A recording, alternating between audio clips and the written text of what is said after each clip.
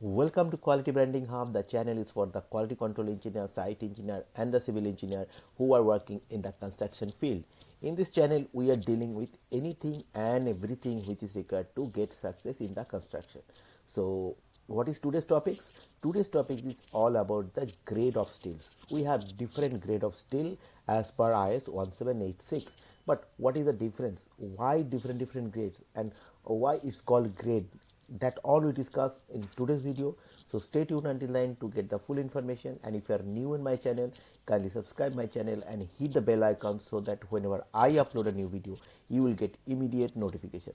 So without wasting time, let's jump into the subject. That is, today's topics is the grade of reinforcement steel.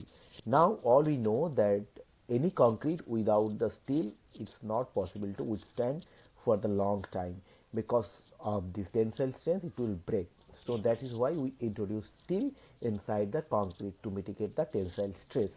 Now there are different grade of steel in the IS code. IS code, there are different grades of steel. Now what is grade?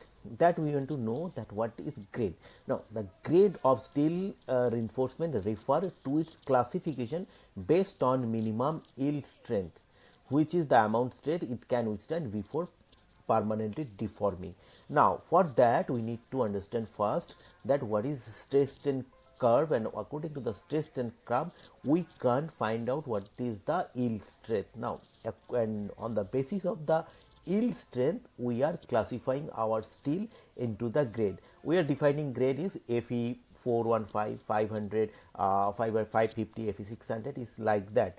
The Fe stand for iron, and that 415 or 500, it's the yield strength that is in Newton per millimeter square. But you need to know what is yield strength, otherwise that will be a problem for the understanding why this grade is different.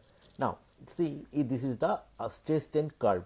In the stress strain curve, in the what is happening, if you are applying an external load on the bodies or on a particular metal or whatever it is, so what is the fiber inside that metal, it gets strained, and to withstand that strain the stress is generated into the particles. Now when this load is applied, in the case of steel the graph is like that.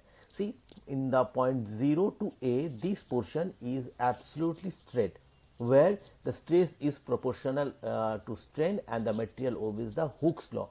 The value of stress point is called the proportional limit. In here what is happening, if we applied load or increase the load, stress is also increased without deforming or without showing any fracture on that on the steel, and perfectly in this region Hooke's law is obeyed. And all we know that Hooke's law is the proportional, the stress is proportional to the load we are applying on that metal.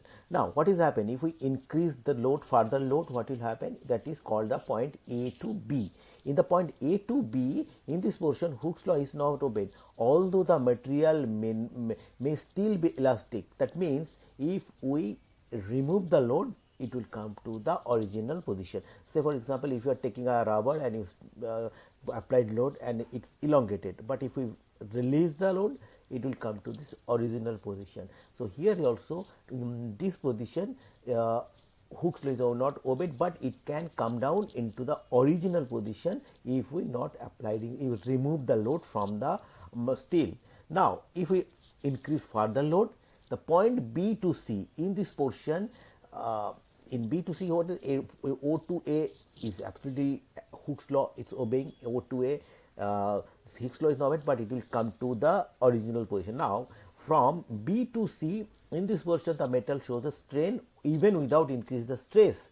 Now in this position you can see that stress is not strain is not increasing, but stress is increasing, is not fully returned when load is removed. Also if we remove the load, it will not fully return, so there is some permanent deformation. Now if we increase further load, what will happen, then portion C to D, yielding start in this portion, and the drop of stress in the point of D is directly after yielding begins at C. That means if we increase the load in the C point, the graph is dropped. So the point D is termed as lower yield point and C is called the upper yield point. So in the curve you see the C is upper yield point, D is the lower yield point. Now this C is the point in the after that if we increase the load, the permanent failure will starting, and this C point is called the yield stage, the point where the material start to showing permanent deformation and it is not coming down to the original shape. This is called the yield stage. So based on that yield stage we have different grades, because some steel is deformed at 415 Newton per millimeter square, some steel is deformed 550, some steel in 500, some steel in 600. So depending upon their yield strength, the grade of steel is different. Now if we further increase the load, in this case what will happen in portion D to E, after yielding has been taken place at D, further staining takes place to this portion by increasing the stress, and the stress strain curve continues to rise up at the point E. Strain is portion is about 100% times that the portion of O and A. At that point E, the bar begins to form a local neck. The point E is termed as the ultimate stress. So what is happen? It is the ultimate. After that, it cannot take it. We get, if we increase further load, it will fracture. And following a signal maximum fracture, F at the point of F is takes place. The point of is called termed as the fracture or breaking, and the point E is called the ultimate tensile strength. So in the IS 1786, it is given the yield stress also, as well as it's given the ultimate tensile stress also. So according to that, you can now find out what is ultimate strength and what is yield strength. And according to the yield strength, there are different grades of steel in IS 1786. Common grade in steel as per IS code, we have Fe415, that means standard grade for residential and small commercial buildings, and Fe415 mine, that means the yield strength of this steel is 415 Newton per millimeter square. Other is Fe500, it is the most common grade we are using, that means ultimate tensile strength is 500 Newton per millimeter square. Other we have 600, we have the 550, is that.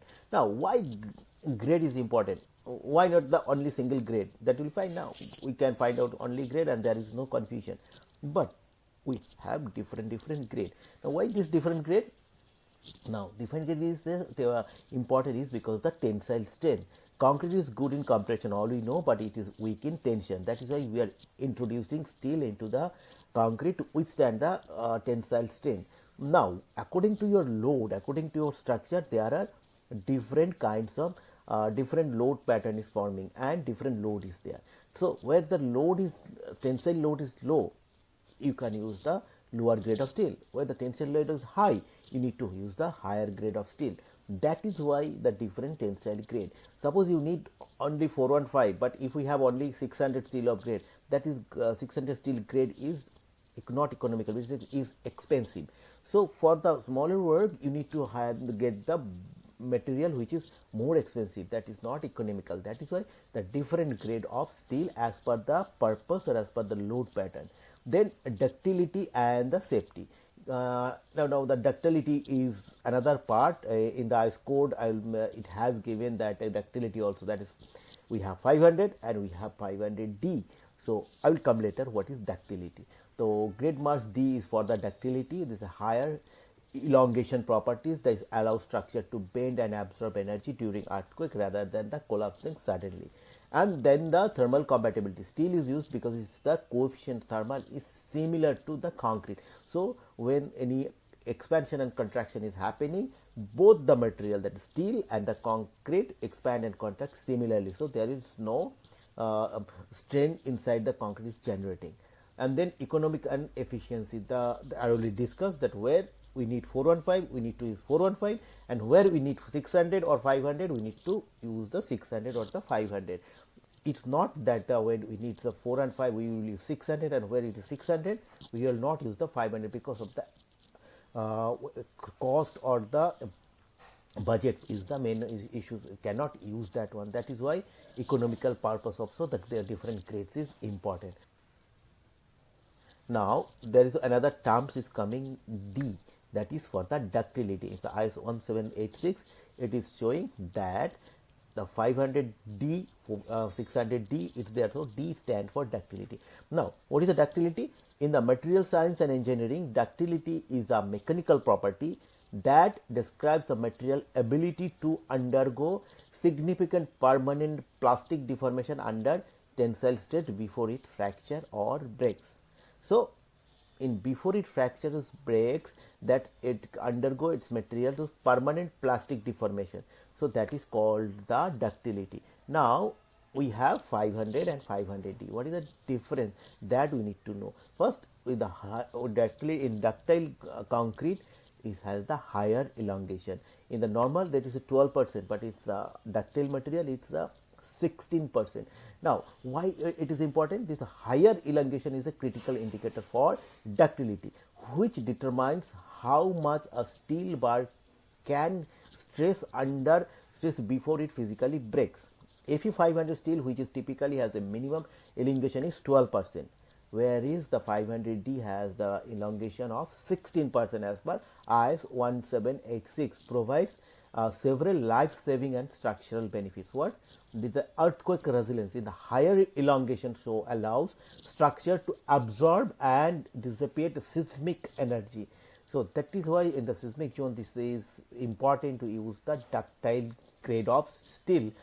Instead of snapping abruptly during a tremor, it still fixes, helping prevent catastrophic structural collapse, because it has the higher elongation properties. And that early warning sign, that is also an important, that is a brittle steel fails suddenly and without warning.